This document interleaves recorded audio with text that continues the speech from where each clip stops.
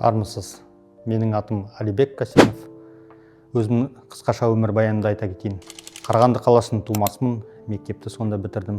Сосын Алматыға оқуға түстім. 4 жыл оқып, Қазақстан Британ техникалық университетінің мұнай-газ инженері мамандығын бітіріп шықтым. Содан мұнай-газ саласында істедім.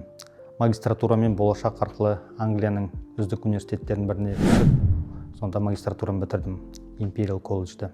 Оны бітіре салып, Қазақстанның оңтүстігінде де жұмыс істедім, батысында да істедім. Қызылорда қаласында Торғай петролиум компаниясында істедім. Кейін барып Қарашығанақ петролиум оперейтинг компаниясына қосылдым. 17 жыл бойы мұнай-газ саласында істеп, бизнеске ауысуға бел будым. Қарашығанақ компаниясында жақсы жалақыда істеп жүріп, неліктен бизнеске ауысты деген сұрақ туындауы мүмкін.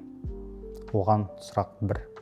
Бизнес деген ол тәуелсіздік, өзіңнің ісіңнің жемісін бірден көру мүмкіндігі және жұртқа көмек. Бизнес саласын таңдауда көп ойландым. Шетелдерде көп жүргендіктен әртүрлі бизнес идеяларды көруге мүмкіндік болды. Сондай сапарлардың бірінде 2017 жылы Кореяға жол тарттым. Корея өте дамыған ел, сонда олардың үйлерінде ақылды құлыптар бұрыннан бері бар екен. Датчиктар, жарық көзімен өзі сөніп жанады. Туалеттеріне барсаңыздар, ақылды унитаз барлық жерде.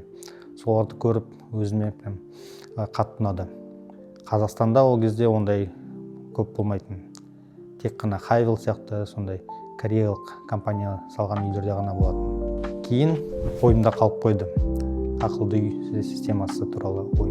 2025-тің көктемінде, март айында, Данияр деген досым Шымкентте тұрады. Астанаға келеді, жұмыс сапарымен.